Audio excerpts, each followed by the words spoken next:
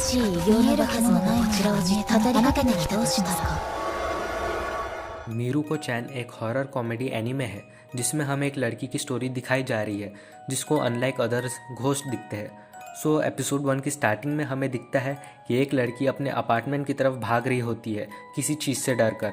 इस लड़की के साथ कई सारी स्ट्रेंज चीज़ें हो रही है, लाइक इसके घर की लाइट्स का सडनली चले जाना, एंड वो काफ़ी डरी हुई होती है कि इतने ही टाइम में माइक्रोवेव अपने आप स्टार्ट हो जाता है, एंड कुछ सेकंड बाद अचानक बंद भी हो जाता है और फ्रीज अपने आप खुलने लगता है, एंड उसमें से एक घोस्ट बाहर आता है, एंड लड़की बहुत तेज़ से चिल्लाती है जिसके बाद पता लगता है कि ये तो एक्चुअली एक टीवी शो चल रहा होता है। मीको के घर पे, जो कि सीरीज़ की मेन कैरेक्टर होने वाली है, मीको एंटर करती है लिविंग रूम में, एंड उसका भाई भी थोड़ी देर में हमें देखने को मिलता है जो कि बाथरूम से आया था, एंड उसके बाथटब में कुछ अटक रहा था जिसके बारे में वो मीको को बोलता है, एंड ये भी कि मे भी शायद ये मीको के बालों की वजह से हो। खैर फिर वो हॉरर शो की बात करने लगता है कि कैसे मीको को जुंजी रोयकोसु के हॉरर शो नहीं पसंद एंड उसके भाई को पसंद है। एंड यहाँ पे तो तुम लोग समझ ही गए होंगे कि जुंजी रोयकोसु दरअसल जुंजी ईटो का रेफरेंस था, जो कि एक बहुत ही फेमस जापानीज हॉरर मांगा का है। खैर इसके बाद ओपनिंग सॉन्ग स्टार्ट होता है जो कि काफ़ी एनर्जेटिक है। मुझे लगा था कि हॉरर थीम पे हेविली फोकस करेंगे स्टूडियो वाले, बट उन्होंने थोड़ा एंटरटेनिंग करने की कोशिश की है यहाँ पे। तो आगे इसके बाद हमें योत्सुयो फैमिली के घर दिखाया जाता है, एंड मीको जस्ट सो के उठती है एंड उसे बाहर किसी डॉग के भौंकने की आवाज़ आती है। जब वो खिड़की से देखती है तो एक औरत अपने डॉग को शायद घुमाने या वॉक पर लेकर निकली। ये डॉग तो कूड़े के ढेर की तरफ भौंकने ही जा रहा था, एंड समझदार को इशारा काफ़ी है कि वो डॉग वहाँ क्यों भौंक रहा था, बट मीको इसे इग्नोर करते हुए ब्रश करने चली जाती है बाथरूम में, एंड उसको मिरर पे एक हैंडप्रिंट दिखता है, बट स्टिल वो उसको ज़्यादा ध्यान ना देते हुए उसको मिटाकर और रेडी होकर अपने स्कूल के लिए निकल जाती है। और न्यूज़ में आज वेदर रिपोर्ट ये थी कि शायद बारिश हो सकती है। अब अगला सीन हमें मीको के स्कूल का दिखाया जाता है। मीको अपने क्लास की तरफ ही जा रही है। अब ये दोनों एक दूसरे के किचन के बारे में बात कर ही रहे होते हैं कि किसका बढ़िया है और किसका बेकार है, कि इतने में एक रंग बिरंगे बालों वाली लड़की इनको टोकती है कि तुम रास्ते में खड़े हो। अब ये लड़की कौन है फिलहाल के लिए कुछ कह नहीं सकते, बट ये काफ़ी सस्पिशियस लगती है क्योंकि ये क्लास की ओर जा रही होती है और रुककर ऐसा लगता है कि ये मीको या हाना से कुछ कहना चाह रही थी, बट कुछ नहीं बोलकर ये क्लास में चली जाती है। हाना एंड मीको भी काफ़ी कंफ्यूज होते हैं इस लड़की को देखकर। अब मीको एंड हाना की क्लास में टीचर पढ़ा रही होती है, बट मीको का ध्यान बाहर की तरफ था और एक वाइट बॉल अपने आप मूव कर रही थी ग्राउंड में, मे बी हवा से भी या फिर कुछ और रीज़न हो, जो भी हो। इसके बाद हमें बहुत सारे कौवे दिखते हैं, और अगर याद हो तो जब मीको घर से स्कूल के लिए निकलती थी तब भी एक कौवा दिखा था, एंड आई थिंक कि ये क्रॉस किसी चीज़ को रिसेंबल करते हैं, और मे बी आगे हमें पता ही चल जाएगा कि ये किस चीज़ को रिसेंबल कर रहे हैं। लंच हो जाता है एंड मीको और हाना लंच करते हैं, पर मीको को कुछ स्ट्रेंज लगता है, जैसे क्लास के बाहर कोई ना होने के बावजूद किसी का प्रेजेंस होना।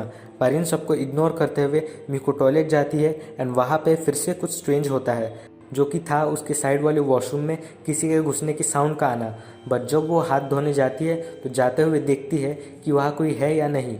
स्कूल की छुट्टी का टाइम हो जाता है एंड मीको एंड हाना घर की ओर जा रहे होते हैं, एंड हाना अपने घर की ओर चली जाती है, बट मीको नोटिस करती है कि उसके किचन जो उसने लेटली परचेस करी थी गायब थी, जिसे ढूंढते हुए वापस स्कूल पहुंच जाती है। शाम का टाइम था, सो स्कूल में सन्नाटा था, एंड मीको क्लासरूम में जाकर किचन ढूंढती है, और उसको थोड़ा इधर उधर देखने पर टीचर के डेस्क के नीचे किचन मिल जाता है, लेकिन कोई परछाई बहुत तेज़ी से मीको के क्लासरूम के बाहर से गुजर जाती है, बट मीको उसको नोटिस नहीं करती एंड घर आने लगती है। अब बारिश भी होने लगती थी जैसा कि सुबह वेदर रिपोर्ट में आया था।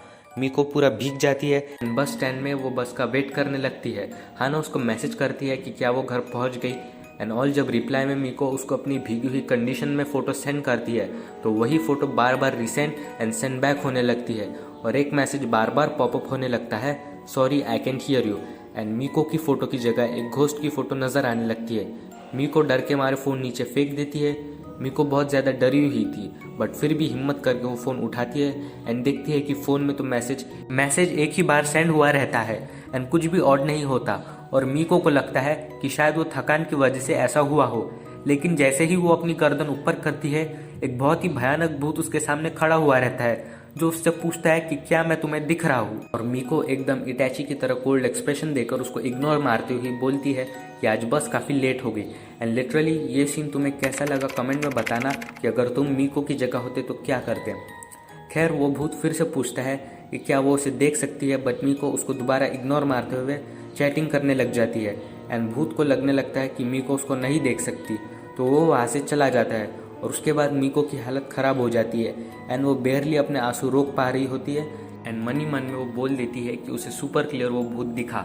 अब अगला सीन शिफ्ट होता है मीको के घर की ओर, जहाँ नोट पड़ा होता है उसकी मॉम के द्वारा कि आज वो लेट हो जाएंगे एंड क्योसुके यानी कि उसका छोटा भाई एक फ्रेंड के घर पे रात में रहेगा।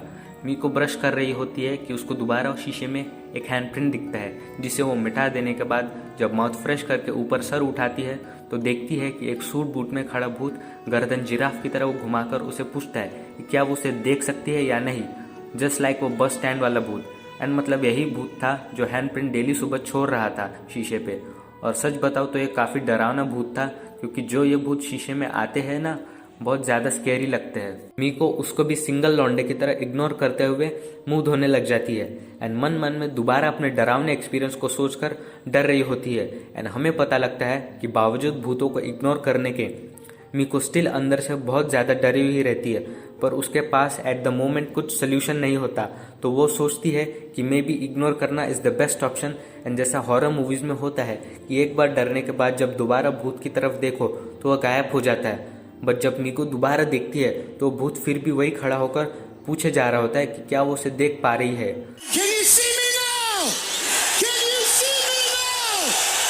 अब मीको कम्प्लीटली उसको इग्नोर मार देती है और अगला सीन में दिखता है कि मीको कबर्ड में से नमक का पैकेट निकालती है, ये सोचकर कि शायद नमक कमरे में रखकर भूत उससे दूर भागेगा।